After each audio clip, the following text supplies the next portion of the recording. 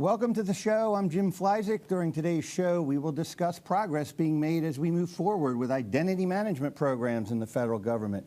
With me today on the show are Victoria Strom, the Identity Management Lead at the U.S. Army, Shonnie, Lyon, the Acting Director, Office of Biometric Identity Management at DHS, Jeremy Grant, the Senior Executive Advisor, Identity Management at NIST, Tom McCarty, the Director, ICAM at the Department of Homeland Security, John Bradley, Senior Technical Architect at Ping Identity, and Paul Christman, the VP at Dell Software. Let's get into the subject. Let's start with Shonnie over at the new Biometrics office. Shonnie, tell us, give us some examples of where progress is being made with identity management programs in your respective area.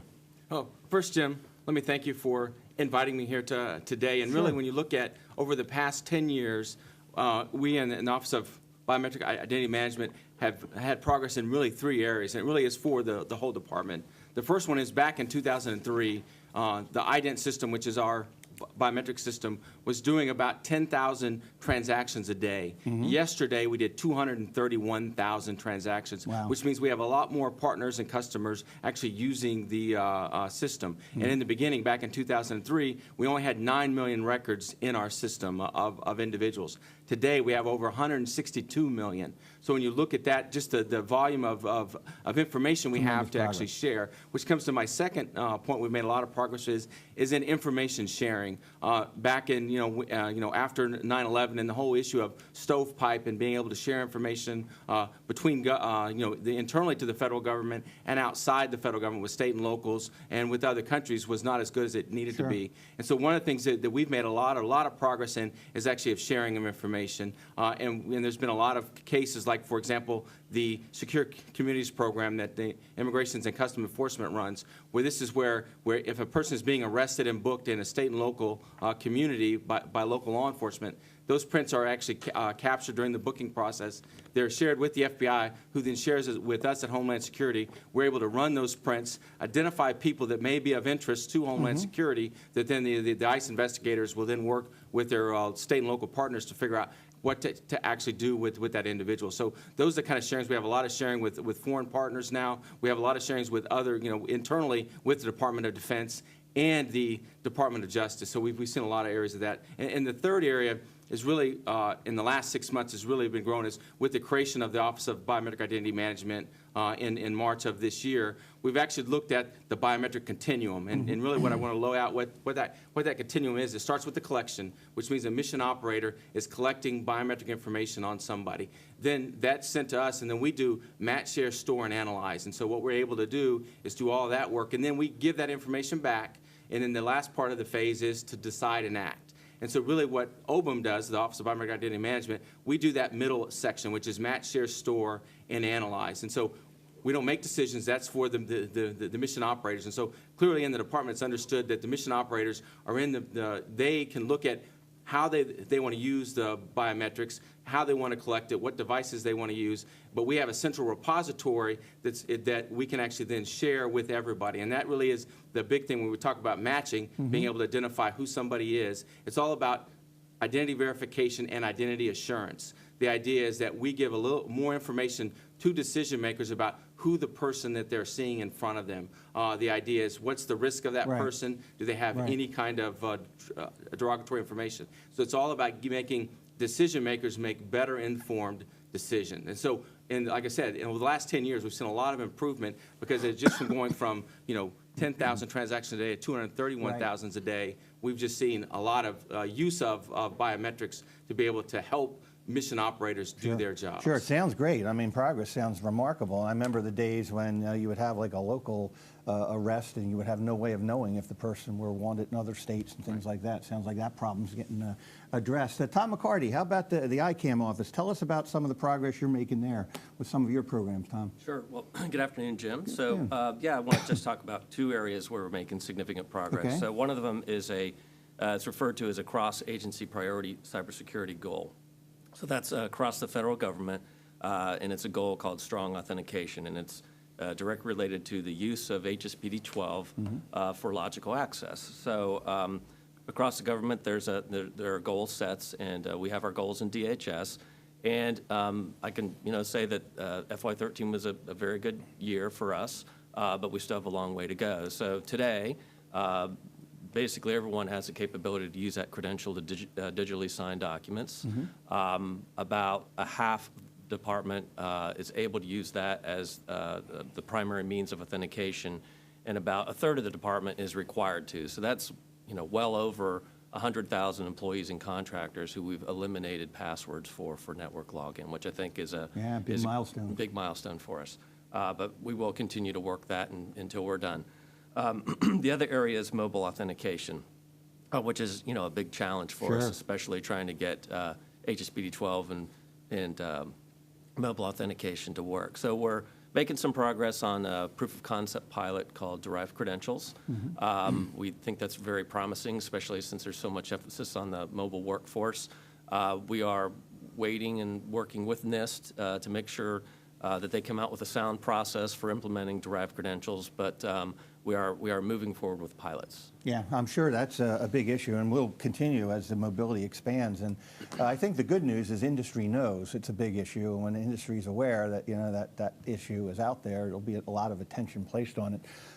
Paul Christman, how about over at Dell? What's your role in supporting your customers with identity solutions? Give us some idea of the things you're doing. So, Tom, or Jim, excuse me, the idea that Tom was just mentioning at DHS, when you start to look at moving identities and integrating identities with things like PIV or CAC or some sort of strong authentication, that's where Dell software comes in. We're the connective tissue between the internal identity systems and other extensions. Mobility is a big push for us right now. Being able to extend internal identity systems, which most people know as simply logging onto their computer, moving that identity service to other more advanced, more valuable things, mobility, cloud. We think of it as turning the organization inside out, and that's one of the big challenges. A lot of organizations in the public sector have made great progress on getting their house in order, their internal house in order, reducing operational costs for simple things like provisioning and deprovisioning, managing their identities. But now the question is, what do you do with it? Right. If you have cloud-based applications, how does that impact your identity system?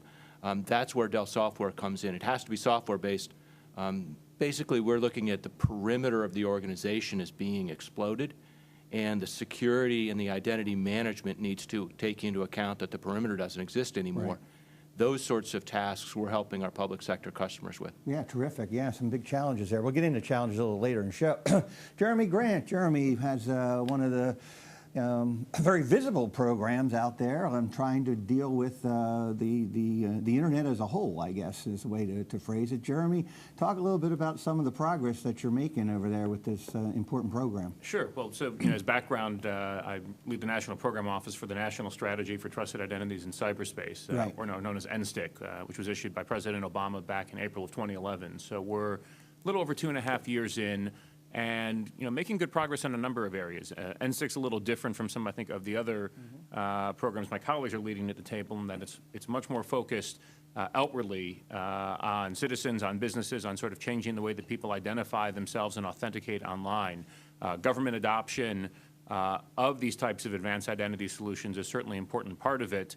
We work closely with Tom and others in government on the ICAM side to make sure that they are following the federal government's roadmap there, making use of accredited third-party credentials, and generally looking to come up with more, I guess what I would say, user-friendly ways for the citizens who are logging in to actually get into government systems rather than have to create another username and password. Right. But a lot of what we're really focusing on is the broader issue of the password as a major security threat. 76% of all data breaches last year, all network intrusions, were tied to the password. It's a stunning number when you look at the broader topic of cybersecurity and all of the problems and different attacks we're dealing with.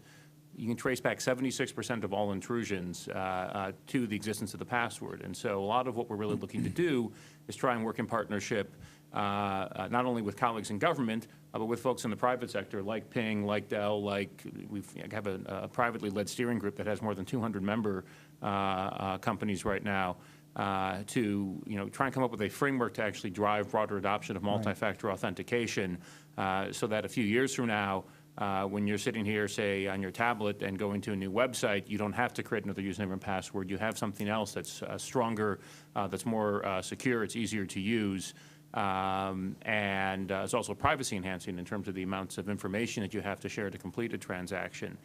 So that steering group's doing great. It just incorporated about a month ago as a 501c3 not-for-profit corporation. This is after NIST basically funded its creation with a grant for 2 years, and they'll continue to move to being more independent over the next year. We have a dozen pilots that are active right now across the country, testing different types of advanced identity and authentication solutions. And perhaps most notably for this crowd, since we are on Federal News Radio, the implementation of the Federal Cloud Credential Exchange, or FSIX as it's known, is moving quickly forward. The Postal Service awarded the contract late this summer. I've been reading about that. And it's something that, we think will really be a force multiplier for both agencies looking to leverage credentials that they don't issue that come from outside, commercial or in some cases nonprofit providers. When you look at the university system, as well as make it much easier for the citizen to use a credential they already have when they come into government websites. So we can talk a little bit more about that as the show goes on. We'll talk when we get into the benefits section. We'll talk a little bit more. Yeah, thanks, Jeremy. Sounds great, man. Sounds like a lot of progress there. Victoria Strom over U.S. Army. Tell us a little bit about some of the progress that you're making with identity management. Good afternoon, Jim. Thank you for having me here. Thanks for being here. Over the past several years, the Army has worked with the Defense Information Systems Agency and the Defense Manpower Data Center to develop a single identity for DoD personnel. This single identity now underpins the Defense Enterprise Email, which all of Army is using effective 31 July 2013. Army's work with DISA leverages the first truly managed service from the Enterprise Cloud. And as we know, Defense Enterprise Email wasn't really about email. It was about creating a single identity for users that they will keep throughout their career. Identity access management is also being used for unified capabilities and enterprise content management and collaboration services as well. This will enable the DoD services and agencies to better share and consume information via web services. Additionally, the Army is in the process of using a single identity concept to populate its network user directories. This will enable the Army to standardize its authentication and authorization mechanisms. How we log into systems, how we access the information that is contained on the systems is very important. Single identity will be used across platforms between Army and DoD. Terrific. Very good. Sounds like an awful lot of activity there, too, and that coordination with DISA, I think, probably sets the framework for a lot of other broader applications down the road. John Bradley over at Ping Identity. Tell us a little bit about how Ping positions here and how you're working with your customers to move forward on identity solutions. Thanks, Jim. The Ping is really providing identity bridging software to take things like the HSPD-12 credentials, which are now more or less universal in the federal government, and enable them to move beyond simply logging into local agency systems to be able to internet enable those to get into FedRAMP approved cloud systems, to really bring software as a service, which has provided a lot of benefits to the private sector, make those available to the government. So we have a number of agencies where we're SAML enabling the PIV or CAC cards.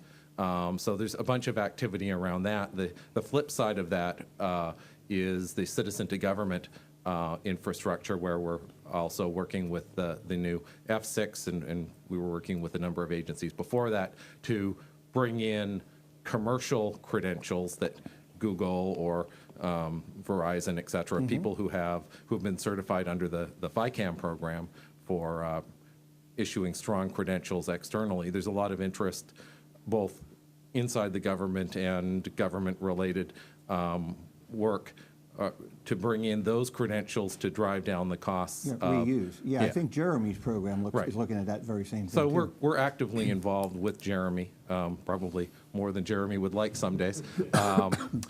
So, even with the DHS, I know Tom and I have talked previously about how do firefighters and people in various first responder roles actually get credentials that they can use on a regular basis, because we have the problem of, in an emergency, finding the secret credential that they were issued, Right. or remembering that password is the least likely thing that they're going to use. So people having fewer credentials that have stronger bindings to them, multi-factor authentication on the commercial side, Google and various other people are moving towards. So we want to take advantage of the general uplift on the commercial side of the strength of credentials to bring those into the government, plus take the strong credentials that the government has, and perhaps, in the case of the VA, actually keep that strong binding to the individual when they transition, when they muster out and go into the private sector. So moving from a CAC card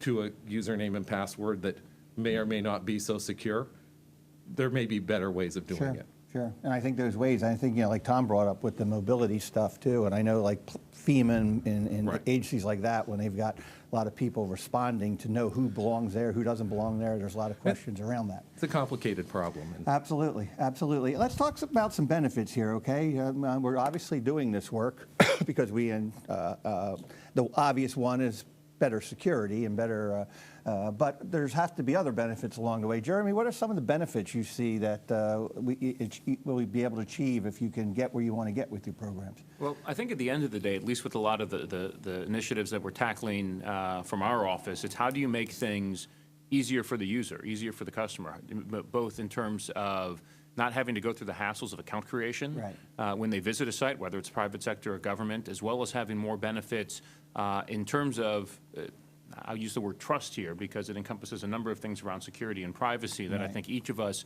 might define a little bit differently, but the broader macro issue of trust is a very big one.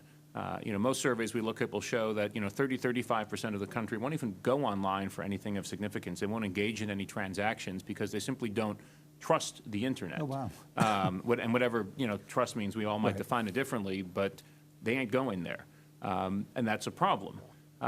There are a number of other good studies that are out there. The one I like to cite the most is from a report the World Economic Forum did a year ago that looked at, they essentially had three numbers, 2 trillion, 1.5 trillion, and 2.5 trillion. So 2 trillion was the number that they forecast the total value of online retail sales across the G20 nations would reach in the year 2016. Okay. But then they said, there's a lot of things that are going on out there right now that are causing people to trust the internet less and less. And we think if some of these trends continue, that number will only be 1.5 trillion.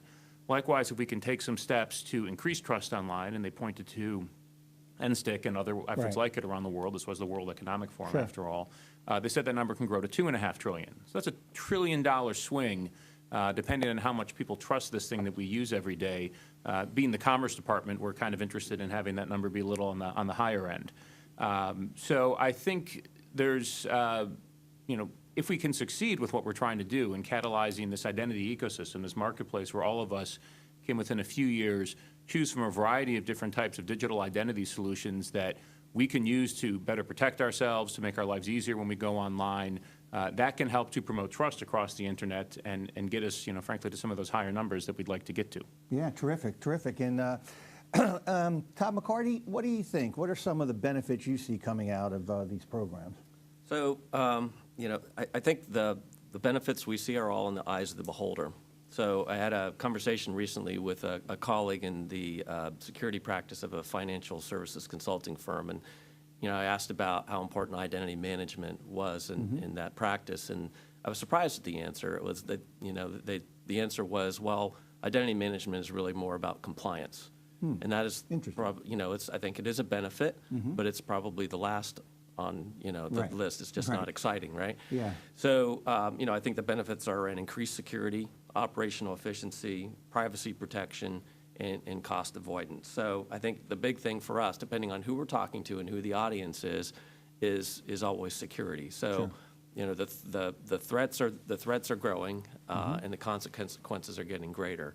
And I think when we see things like our adversaries getting into the networks, where we see insider threat, which we hear about every day on the news, I think the benefits are just growing and growing exponentially on identity management. Right. Terrific, terrific. I know. I'm just looking forward to the day where I don't have to keep hitting that button, forgot my password, send me a new one, because all the different passwords I have, and some want capital letters, and some want characters, and some are, no, I forget which ones are which, whatever. So, Jeremy, I'm relying on you to get rid of that problem here down the road. I want to hear from the rest of our panelists, too, but we need to take a short break. You're listening to the Federal Executive Forum on Federal News Radio, 1500 AM. Welcome back to the Federal Executive Forum on Federal News Radio, 1500 AM. I'm Jim Flyzik here with Victoria Strom from the U.S. Army, Shonnie Lyon from OBIM, Jeremy Grant from NIST, Tom McCarty from Homeland Security, John Bradley from Ping Identity, and Paul Christman from Dell Software. We're talking identity management. When we went to break, we were talking about some of the benefits we see coming out of these identity programs.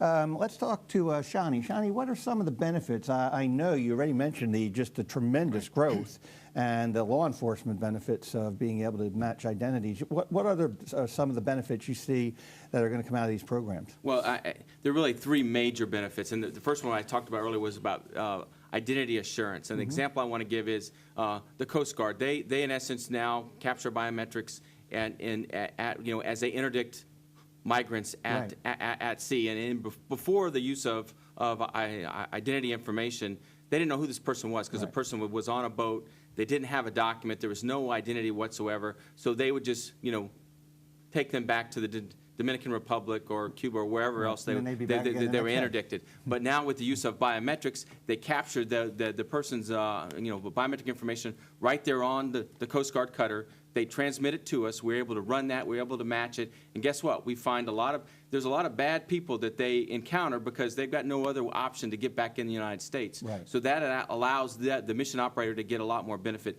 So that's the first major benefit, to be able to winnow down who somebody is and do that. The second one is information sharing. And the example I'll use is with one of our foreign partners, Australia. One of the things that we do is we share information on asylees and refugees, which means someone is applying for asylum in Australia. They have the ability to send us that print. We can actually run it. And we had recently had someone that was applying for asylum in Australia, had actually been encountered by our defense forces in Iraq. And so that the idea is that really bringing that ability to, and we talked about, and Thomas said earlier, it's about security. It's really about security. The idea is we're improving not only our national security, but other countries' security for that, being able to do that. So information sharing is a really huge benefit. The other one is risk reduction, really the idea of being able to know who people are and who they're not, which is an important item, and is there any derogatory information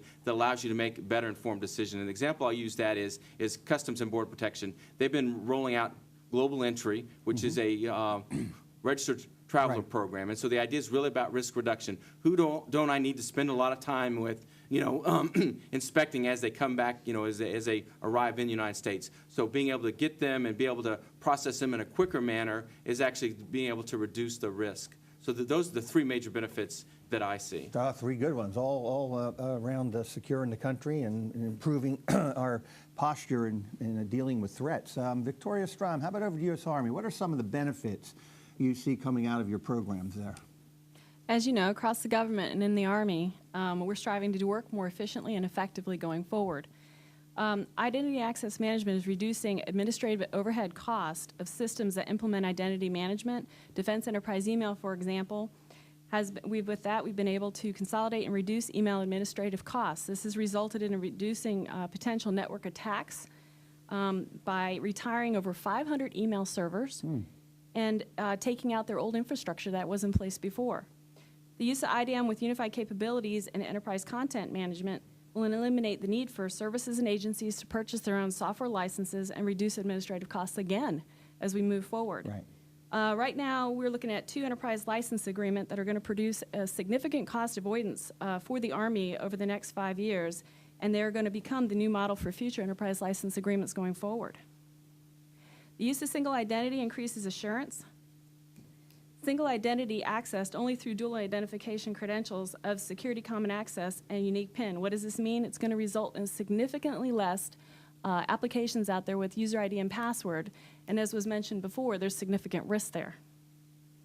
Standardized Army identities will provide application and resource owners a standard set of data elements they need to make granular authorization and authentication decisions. It also provides for better accountability of who has access to what. Security administrators can better track bad actors on the networks and applications. Terrific. Very good. Appreciate that. John Bradley over at Ping, what are some of the big benefits you see coming down as a result of these programs? I think that there's a number of benefits that we're getting through harmonizing what's happening in the private sector and what's happening on the government side. There's a multiplier effect, and certainly Jeremy's program has had some influence in that. The benefits to the security professionals and the administrators are certainly increased security and auditability. You need to know, who's accessing that SaaS service. Do they have the right permissions, lifecycle management of these credentials? So there's a lot of things about that. But from the user side, users really care about convenience. You not having to do an email reset of your password each time. So coming up with systems that users are actually going to use is something that we ought not to lose sight of. Good point. That users will find ways around things that are horribly inconvenient. Yes, the Army person is nodding, yes. Our soldiers aren't stupid. The yellow sticky on the keyboard with your password. They'll find a way around it if you give them the possibility. So coming up with things that people want to use, things that enable them to actually use the mobile devices that they want. And we this is about identity management, but we're now moving into an API world. So being able to take the same benefits that we're getting from centralized identity management and be able to apply those to API access, so that only, with the consent of the actual individual, you can control who gets access to that API. And that's been one of the problems with BAE in the past, is that the user isn't involved. And I think Naomi Lefkowitz and various other people at NIST have been pushing we need to actually have user consent as part of that, and OAuth is bringing us to that point where agencies are more likely to share information with other agencies internally if you actually know that the user is actually trying to log on to that agency and the information is appropriate for the particular task. Not that agencies don't trust each other, because we all know that they love and adore them with all of their heart, but a bit more feedback from the user so that it's more transparent may help with some of the information sharing in between agencies. Terrific, yeah, absolutely. Paul Christman, what do you think some of the benefits you see coming out of these programs? Well, it's everything that everyone's already mentioned about. Kind of hard to be last. Yeah, I got to summarize and come up with something unique here.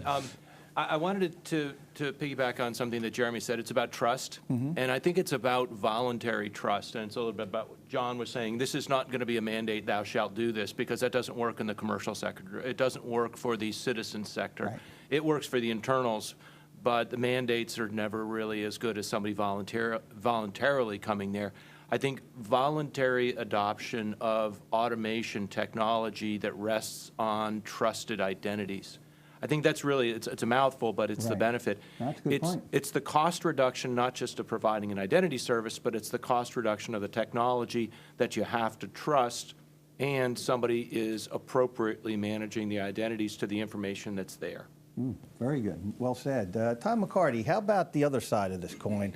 What are the hard things, the challenges, the things that are difficult to get done, the things that you still feel like you've got to get, the hurdles you got to get over in order to get where you want to go? What are some of those? So I think the biggest one is transitioning from legacy. So like most large organizations, DHS, over time has, lots of legacy, and seems like the great idea of yesterday is tomorrow's challenge.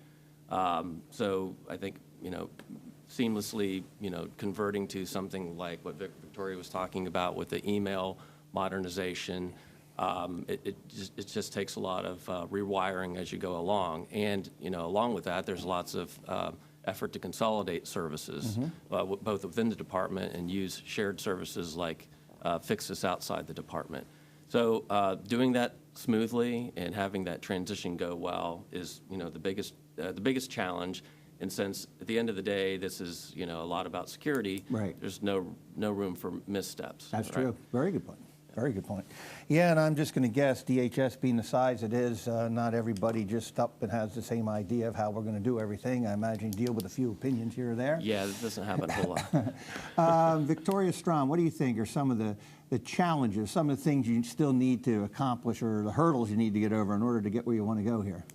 Well, in Army, we kind of see these as opportunities going forward. I like The that. first one would be increased standardization, and the second one would be updating outdated business processes. As the DoD and Army continues to consolidate data centers, the Army is standardizing its applications that are being moved into data centers, the way users authenticate to systems, and how applications and data owners authorize user access to the data and the services. These are the same standards that every DoD organization is aligning to. Network application owners and users are being led to think differently in the Army. As we move to the enterprise, it is kind of a shift in how we've thought over time.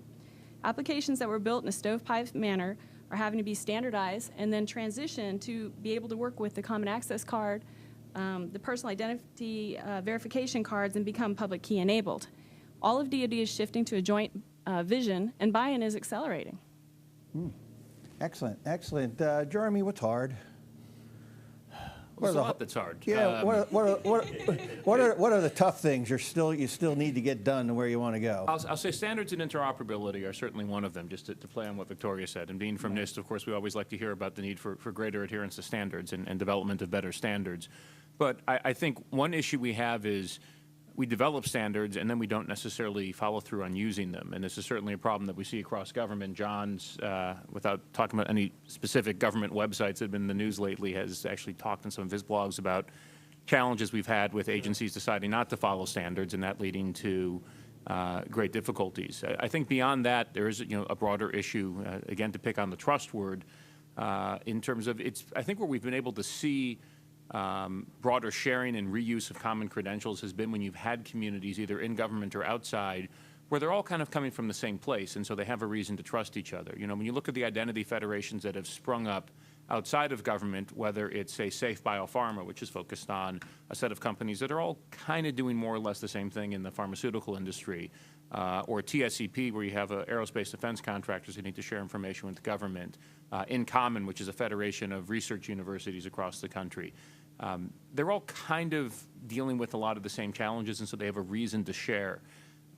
With NSTIC, what we're trying to do is actually broaden the federations beyond that and start to develop federations that are able to cross different sectors, in some cases even different countries. And that, while at a high level you can start to see the benefits of it, we find when you start to bring in not to pick on the lawyers, but the lawyers, as well as some of the business and marketing people about leveraging common credentials. A lot of them are not yet convinced it's an area that they're comfortable with, and so we need really, again, better standards for how you do this, and standards not only on the technical side, but also the policies and the business rules that govern these things. This is what the Identity Ecosystem Steering Group that we've helped create with the private sector is focused on, is how do you come up with a framework that can provide a better foundation for the next generation of shared identity solutions. Yeah, we've heard that. The idea you want people to want to use it. So there's going to be a lot of hurdles there of just getting people over that culture barrier to actually want to use it. Shonnie, what do you think? What are some of the tough things out there? Some of the challenges you face every day as you try to move these programs forward? Yeah, one of the ones that we realize is just meeting our current customers' requirements. As they get more and more comfortable using identity information and being able to use that, they see there's benefit to that, and so they want to expand the use of it. And as we've seen, our biometric system has grown from 9 million to 162 million. That's about a 15 million increase every single year of enrollments in our system. And so if you keep looking that on and people looking at more and more, it's just a challenge being able to keep the technology up to actually meet their requirements. The other one is they're looking at different modes of the use of biometrics. Fingerprints is used by most of them, but they're looking at different modes: iris, facial, voice, and so those are all the challenges of being able to actually do that, to use all these different modes. And the other one, as I'll tap onto what Jeremy is saying, is looking at how we can use identity information to help protect cyber and infrastructure of critical infrastructure. I mean, one of the things that the NSTIC is doing, they're looking at the use of biometrics on smartphones and all these other things. And so really, because the idea is the challenge is going to be for us as more and more interactions go online. How do you know who that person is that you're interacting with? Do you have some assurance that they are who they say they are? And so those are the things that I see are the big challenges going forward. Yeah, and they're interesting challenges. And I know that that multi-mode biometrics issue. I know one of my early days working with in the White House for Tom Ridge, one of the early issues we had were about biometrics, and and of course law enforcement favored fingerprints and State Department facial recognition, whatever. So we had big arguments going on what we can use. Finally, somebody said, "Why don't we use them both?" And people said, "Yeah, well, there's no reason we can't use them both." So yeah, so there are compromises where you can build in multiple biometrics into a particular solution.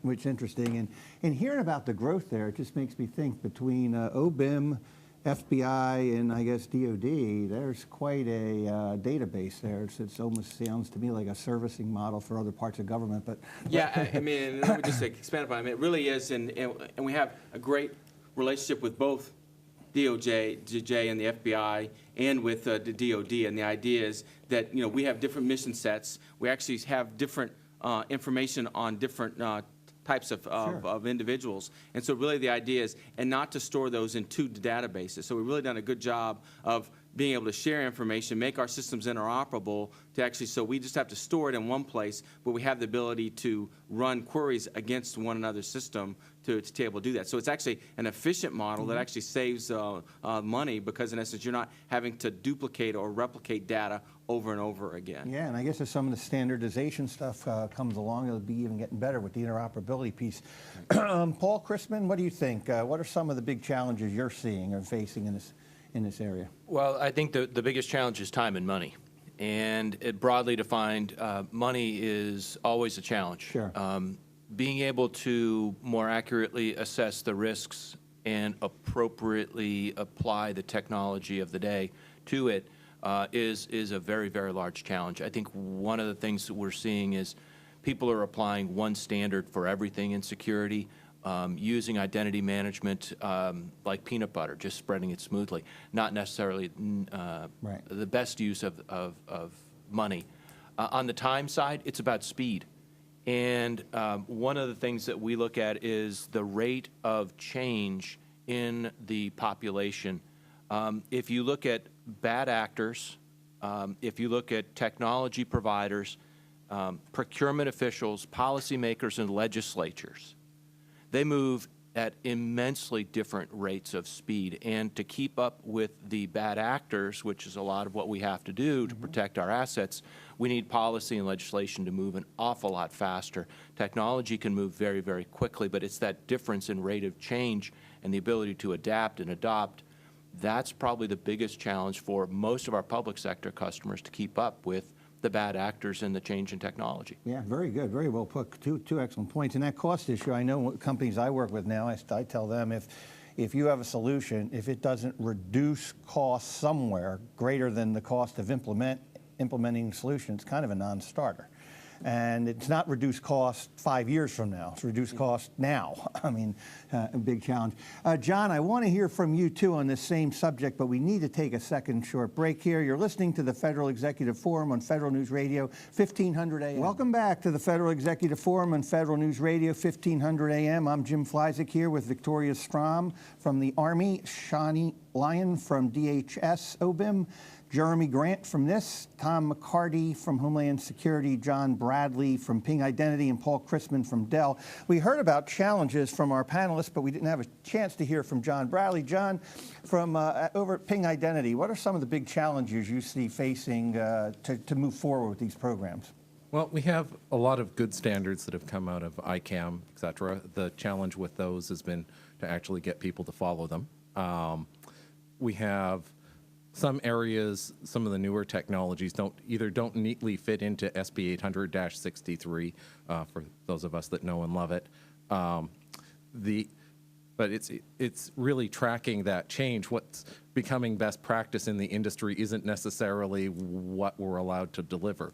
There's also some gaps so we don't have, I was talking to, last week, I was talking to one of the authors of SP 800-63, and we don't, people tend to take that one document and apply it perhaps places that it ought not to be applied. If you spread it too thinly, holes start appearing. So it isn't necessarily appropriate to define API security against an identity management document. So there are still some places where we actually need higher level guidance. So there are a lot of people who are even using WS Trust in ways that they think are perhaps appropriate. Other people with more experience, maybe not. Right. So we have yet to have any kind of standard for OAuth, but we don't have a standard for WS Trust either. Right. So there's some areas that we actually do need to define what those best practices are, because we are moving into a new bring your own device mobile sort of world. So it's making some progress on those things and trying to keep up with what's actually happening in the commercial sector, so that we can take advantage on the government side of some of those things that are becoming best practices. Yeah, terrific. Well said. I like that. Identity management's a hot topic in the private sector too. People concerned about identity theft and things like that. And we mentioned facts. Some people trust the internet, some don't. And of course, state and local government levels also have issues. How is some of the federal? And Jeremy, let's talk. When I think about the program you have, it seems to have a scope that is broad. How do you factor in all these other entities into the things you're doing, or try to get some input from these entities? Well, part of it is from the start, make sure the tent that you pitch is as big as possible to actually fit everybody in. And I think a lot of the conversations that are happening within the Identity Ecosystem Steering Group are along the lines of what John Bradley was just hinting at, where we have a NIST guidance, Special Pub 800-63, that's focused on guidelines for federal agencies for electronic authentication. It's used around the world. It's applied a lot of places that aren't federal agencies, sometimes to great effect, and sometimes, as John said, some of the limitations of the document start to become a little bit more evident. A lot of what we're really trying to do within the steering group and with the broader efforts that we're focused on within the NSIC program is how do you come up with other standards or other frameworks that can be used across a much broader array of different types of individuals and relying parties that are going to be trusting these. Certainly within state and local, you mentioned state and local government, it's an area where we've had a lot of interest. The states have been working through NACIO over the last few years to come up with what they call ICAM, the State Identity Credential and Access Management Framework, something that is sort of a parallel to what we've done with FICAM on the federal level. More, I guess, close to home within our office, we've actually funded a handful of pilots that are touching the states. We were blessed to receive a little bit of extra funding last year from a program that OMB was running, the Partnership Fund for Program Integrity Innovation, focused on making grants to states to help them improve the delivery of state benefit programs. We used that, partnered with them to fund pilots in the state of Michigan and Pennsylvania that are both going to be rolling out in 2014, focusing on how you can leverage NSIC-aligned trusted identity solutions to actually help people have an easier time applying for state benefits, maybe not have to show up in person for in-person identity proofing because they've already gone through a process someplace else. Even more interesting, in my view, is what's going on in the Commonwealth of Virginia right now through a pilot that we funded with AMVA, the American Association of Motor Vehicle Administrators, where Virginia's really popped up in their DMV and said, unlike a lot of DMVs that have said they don't think they're in the identity business, DMVs will just insist they give you this plastic card that says you can operate a motor vehicle.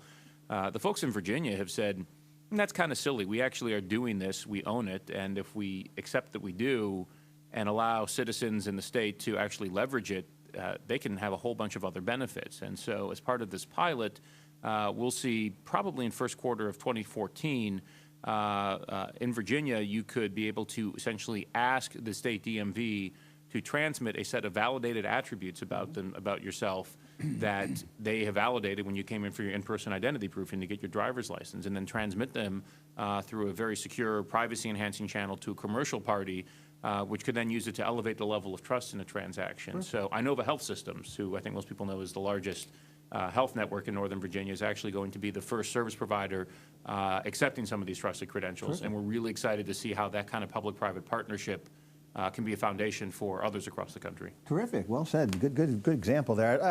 I'd like to use the remainder of our time here to talk about the future. Where's this all going? What's the end look like? What's the crystal ball look like a few years out there? Let's talk about a vision for the future and what are some of the exciting future applications for identity management and how they'll improve government services down the road. Let's work our way right back here with the time we have remaining. John Bradley at Ping, what do you see down the road here? Where's this all going?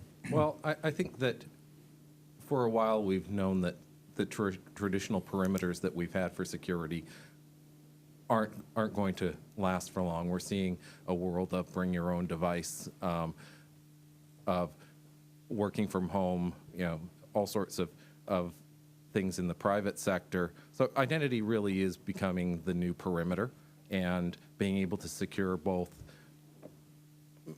login access and API access for applications. We're seeing on the commercial side, identity providers like Google moving to multi-factor, saying that they're willing to express the level of authentication security that was put in. So as the commercial providers move up, they look at some of the identity proofing and other requirements of the government a bit jaundicedly, because they're not necessarily required for logging into commercial services. But I think at some point there will be a harmonization where if you had a strong biometrically authenticated credential that didn't necessarily say who you were, being able to do the identity proofing on the relying party side, like Canada is now doing for its government services, where the banks are issuing the credentials, the government's taking them pseudonymously and doing the identity proofing on the relying party side to help protect privacy. So there's going to be a lot of progress there. Also, there's going to be more FedRAMP approved software as a services. People are going to start using their their PIV and CAC cards for accessing those services through federated identity. We see OpenID Connect and OAuth taking off in the next couple of years. Terrific. Very good. Well said. Victoria Strom, what do you think? What's the future look like? Well, the Army's looking forward to identity as a service. It is a new model to broker identities on behalf of an organization and establish a framework for a multi-organizational trust. It's built, hosted, and managed by a third party. In this case, for the Army, that would be DISA and the Defense Manpower Data Center. IDaaS will allow application developers to have identity services that are available with cloud technology benefits. This will help the Army's long-term goal of getting out of having to own, operate, and maintain and continuously update our IT infrastructure. It will allow us to take advantage of industry-provided solutions, support our increasingly mobile workforce, and leverage enterprise services, manage enterprise services. Army's looking forward to implementing single identity management for all its end users, forcing end users to access their email data services and tools using two-factor authentication. This is a crucial step to ensuring the right person gets access to the data that they need to have, and it's only the right person going forward, and being able to get it where they need it and when they need it. The Army's working with DISA and DMDC to manage authoritative data for Army and DoD and provide it on demand to applications and services. These services are driven by our need to streamline our operating force and place at our fingertips mission-critical information at the real time with minimal infrastructure being required. Terrific. Well said. I like that. Jeremy Grant. Jeremy, where's it all going? I think it's going someplace where it becomes easier for all of us to access the services that we need. As I think, John said, identity is a new perimeter, and it's become a real challenge for a lot of enterprises to try and actually adapt to trends like BYOD that have been emerging over the last few years. I had a friend at General Electric a couple of years ago who said BYOD should be called IWAP, I want a pony, because there's significant security concerns. But what you are finding is enterprises are now finding ways to enable it, in part because end users are starting to demand it.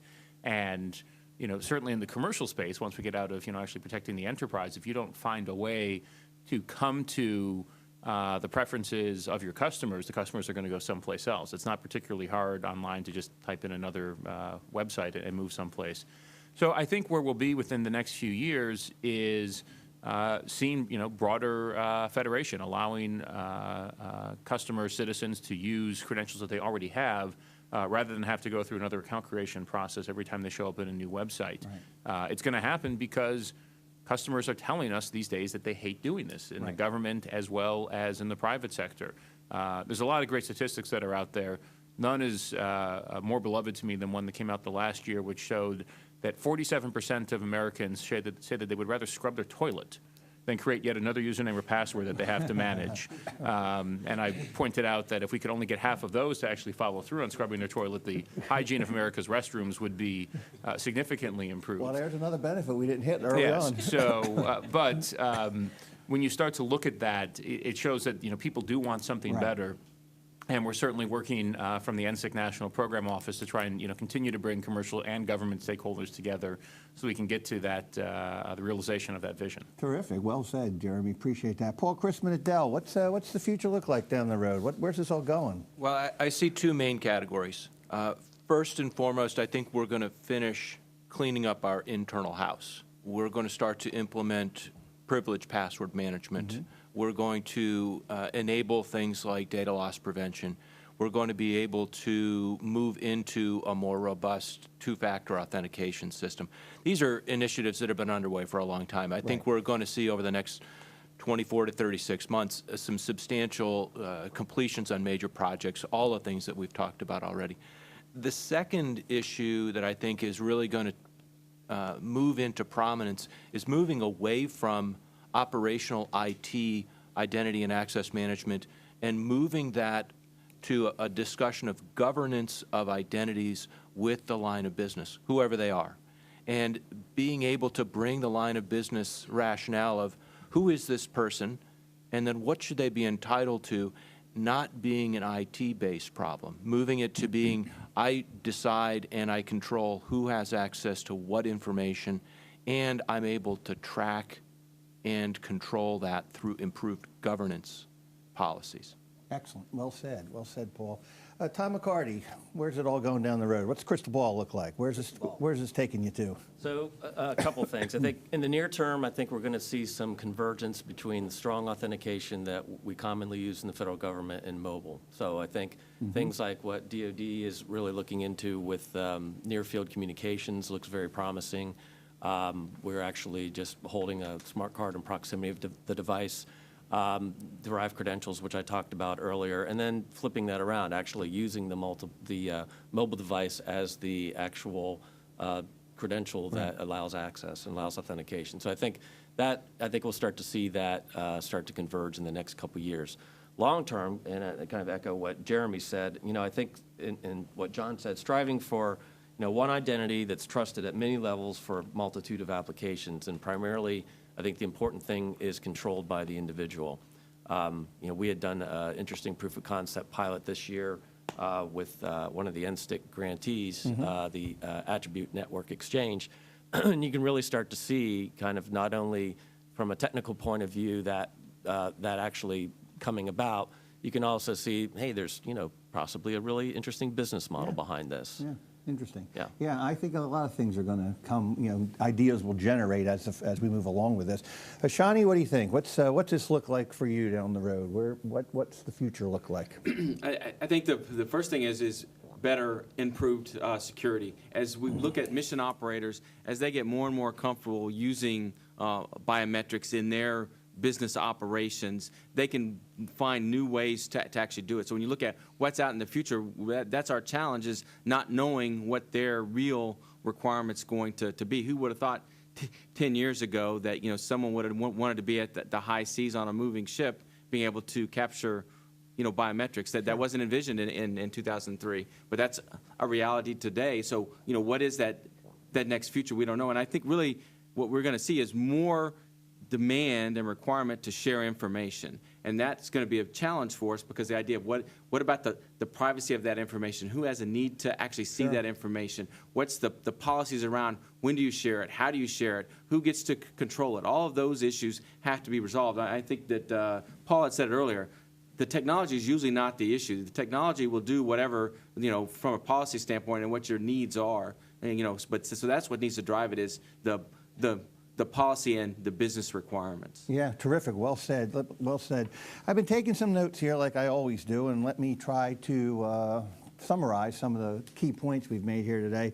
The one thing that came across loud and clear is we are making some tremendous progress. Just the sheer numbers that Shonnie brought up in the number of transactions going up, and we heard about how many passwords are being eliminated now, how we're, the percentage of systems that are being used without passwords. We heard about Army and DISA and the email consolidation, the fact that identity solutions are going to allow that email consolidation to spurn other kinds of applications down the road. So tremendous amount of progress from where we've been in prior shows on this. The benefits, we've heard a lot of things. Easier came across a number of times, trying to make life easier with this sign-on process. We heard that improved security was an obvious one, better efficiencies, improved privacy protection by individuals being able to be more in control of their own information. Of course, the obvious one being reducing cost. And then we heard a lot about risk reduction and information sharing, the information sharing benefits growing immensely as we standardize on this kind of thing. The challenges I heard were the legacy transitions. There's a lot of old stuff out there. So getting some of that old stuff, moving along and finding solutions and ways to make them interoperate through standardization is a major challenge. And we talked a little bit about outreach. The number of players is a great deal. I like Jeremy's analogy there. You need a big tent. You got to get everybody inside to allow everybody to have an opportunity to play. When we talked future here, we talked the concept I picked up that resonates very well is we no longer have these borders, traditional borders, so identity management actually becomes sort of the new perimeter. And that's a concept here that really got me thinking that makes a lot of sense when you have that ability to actually get to that stage. And we heard a lot about identity as a service and movements towards cloud to simplify infrastructure, to allow IT programs and to allow agencies, we heard from one of the panelists, to focus on mission, to focus on results, and not have to worry as much about IT infrastructure kinds of things because you've got this identity solution. I personally think identity management is sort of the linchpin to a whole lot of things. I think if we can solve the identity solution, I think there are applications of the future that people haven't even dreamed of yet that are going to come about. I think getting that identity issue resolved is just going to open up a whole new world of innovation and creativity, the likes of which we've not seen, I guess, since the early days of the internet. With that, I want to first thank our panelists for taking time from their very, very busy schedules and important jobs to be here with us today to share your progress with us. Thanks to our sponsors, without which we don't have a show, so thank you for that. Thanks to our good friends here at Federal News Radio. As always, they do a terrific job. And most importantly, thanks to the listening audience out there that are tuned in to hear the show. You've been listening to the Federal Executive Forum on Federal News Radio, 1500 AM.